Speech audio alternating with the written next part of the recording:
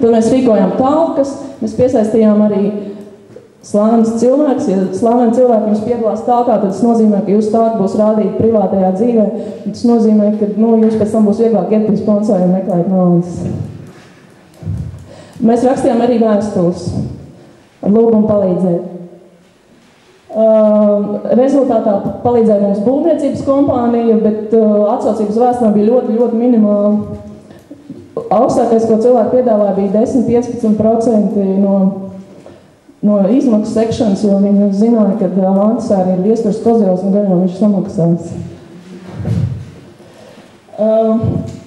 Bet tad es atcerējos savu pieredzi Amerikā, kur es strādāju skateparkā arī, kas tika izveidots pateicoties cilvēku ziedojumiem. Un es izstrādāju galvā domu, ka vajadzētu iztenot kaut kādu sociālu akciju, ja jau vajadzīgs tas skateparks ir visiem, tad lai visi arī piedalās, kāpēc mums te vieniem kaut kas jācīnās. Bet pirms es uzliku savu ideju uz papīru, es domāju, pirms publicēt jāpaprasa kādam speciālistam, vai tāds īstenībā dēļ. Un tad es domāju piezīmēt tam slaveniem Ērikam Stenziniekam, un lai viņš paskatās 15 minūtes, vai tāds dēļ vai nē.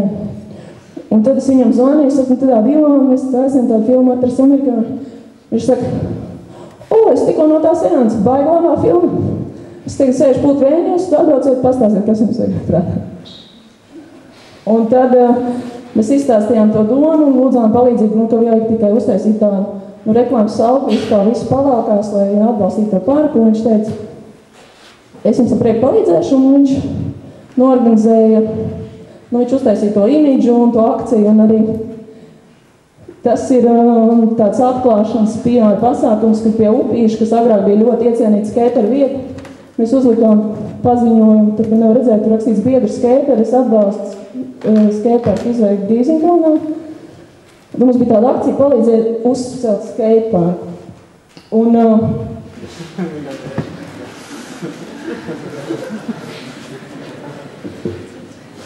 šo reklāmu taisīja Ēriks Stenznieks.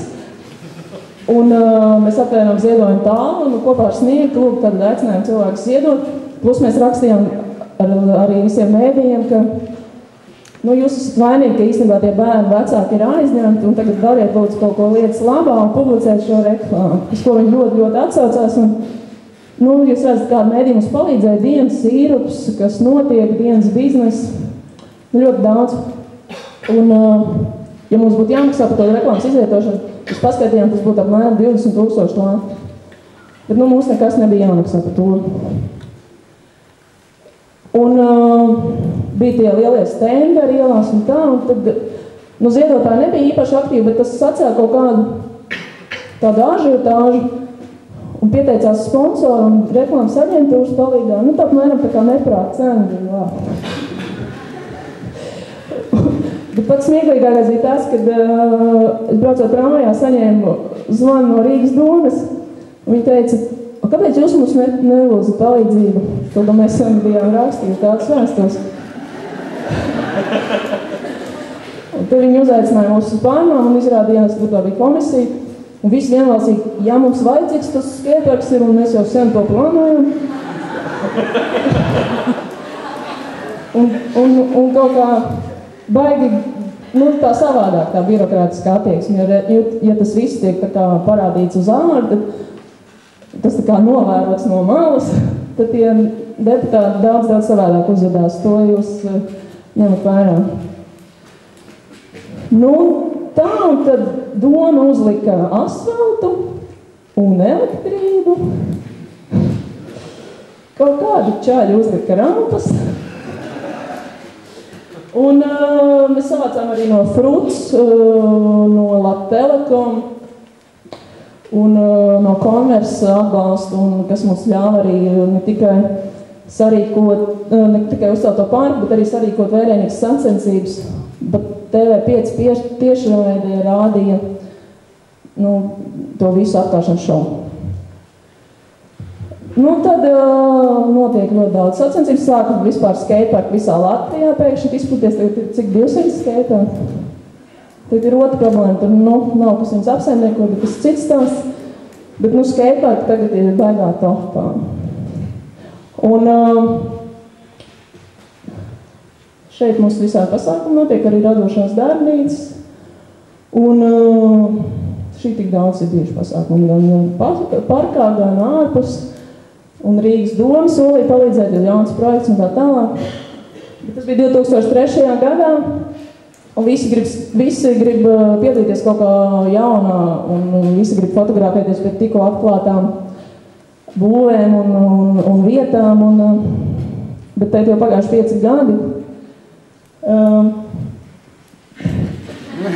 Man ir tāda pati fotografija ar Aksēnu, bet vairāk es neesmu fotografējis nevienu Rīgas domas pārstāvu, bet nav viegli, viens ir uztaisīt to vietu, un otrs ir katru dienu to uzturēt. Mēs joprojām maksājam Rīgas domai īri par to vietu un apsardzi. No sponsoriem aktivitāte ir kritusi, bet, nekas.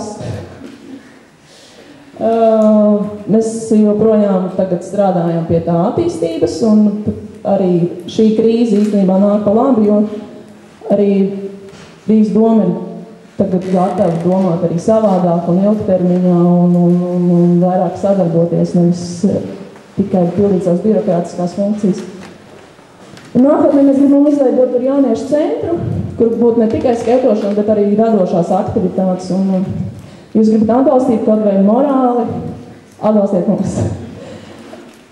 Un lai mums izdodas un lai jums izdodas īstenot savus ieceres, un galvenais atrodiet to, kas jums neļauj gulēt naktīs un ar ko jūs pamostāties no rīta, un tad viss iznāks. Vislabāk!